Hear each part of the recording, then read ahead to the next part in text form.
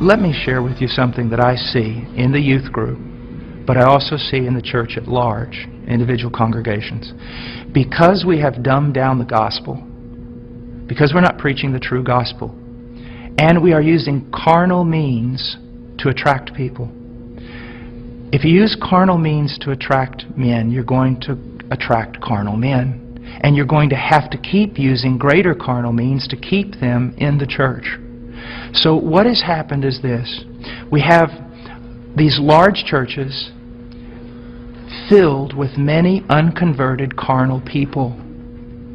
But in those churches, we also have this small group of people that honestly want Christ. And they honestly want His Word, and they honestly want to be transformed. They don't need anything else. All they need is true worship of the true God and Scripture being preached to them and lived out before them. That's what they want. Now I want to tell you the great sin of the American pastor. And this has got me in a lot of trouble, but it's true. This small group of converted people in that local church, all they want is Jesus.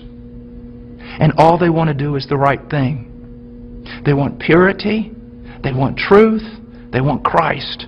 But the pastor, in order to keep this larger group of unconverted people, he caters to them. So while he is feeding these carnal men and women with carnal things, he is letting the sheep of God starve to death, and he is going to stand before God one day in judgment. Listen, brother, if my wife was going grocery shopping, and when she was going out to her car, some men assailed her, attacked her brutally, and you walked by, and you did not want to get involved because you didn't want to cause trouble, you didn't want to put yourself in harm's way, you just wanted everything to go smooth. After all that was done, I would look for those men to deal with them. But I want you to know this, I'd look for you too. Because you had a chance to stand for my wife, my bride. And out of self-preservation or wrong ideas, you did not do it. You're just as much responsible as those men who attacked her. And that's what's happening all throughout America with pastors.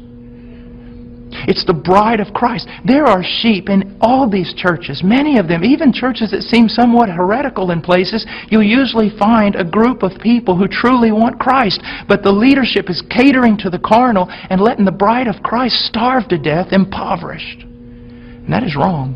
And there's going to be judgment for it. And the same thing is happening to the youth.